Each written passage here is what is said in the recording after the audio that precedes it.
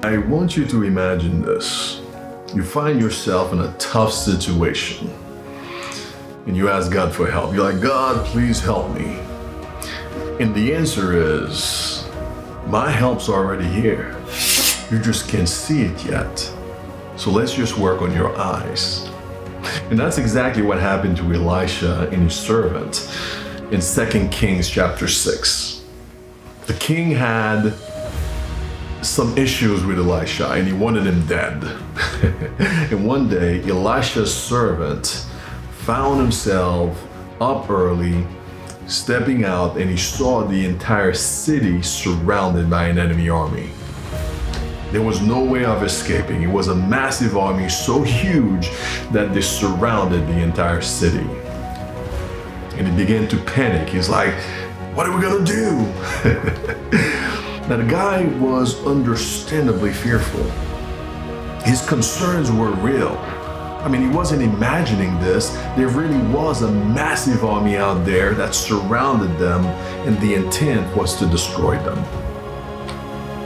The issue is that the servant only saw one army, the enemy's army, right? So his vision was limited. Now the prophet Elisha, on the other hand, knew something that the servant simply couldn't see. And that seems to be what happens with us sometimes. The problem comes up in our lives, and all we see is that problem. We see nothing else. That thing blinds us for everything else in our lives. And we even go as far as trying to figure out how to solve that problem on our own, instead of looking at the problem from God's perspective and do what God tells us to do about that problem. I want you to notice how Elisha prayed. He didn't ask God to send angels. I probably would have asked God for one angel. I mean, if I'm one of the prophets of God and I'm surrounded like that, Lord, just give me one angel. He didn't ask God to come rescue them. Instead, he prayed, he says, Lord, open his eyes, talking about the servant, open his eyes so he may see. Why? Because God had already made provision, but the servant just could not see it. He just was not aware of that provision. And the moment that God opened his eyes, suddenly he saw a mountain full of horses and chariots of fire that surrounded them. You see, the situation hadn't changed. The enemy hadn't left, right? The only thing that changed at that moment was the servant's perspective on the situation. And throughout the Bible, that same truth keeps repeating over and over.